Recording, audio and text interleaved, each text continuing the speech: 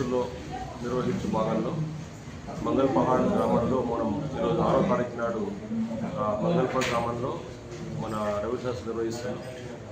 ఈరోజు 4వ రోజు. ఇప్పటి వరకు మనం జమ్లం విలేజ్, పోచారం విలేజ్, బ్రహ్మన్పల్లి విలేజ్లలో రెవెన్యూ సదస్సులు పూర్తి చేసుకున్నాం. ఈ గ్రామాల్లో ఇంతవరకు అంటే అన్ని గ్రామాలు కలిపి మనకు 59 దరఖాస్తులు వచ్చాయి.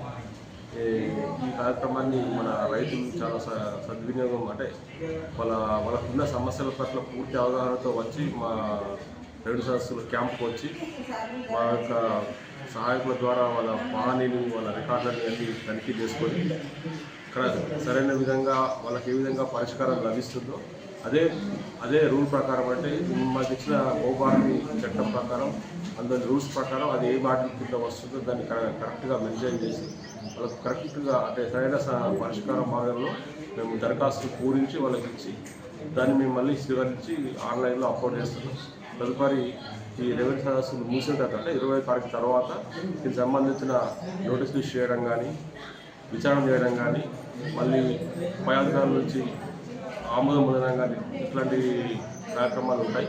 సో మా రైతులు, మన ఎడపల్లి రైతులు వాళ్ళకి సంబంధించిన భూ సమస్యలు ఏవైనా సరే మా దృష్టికి తీసుకొస్తే మేము తగిన విధంగా సహాయం చేయగలమని తెలుసుకుంటాం.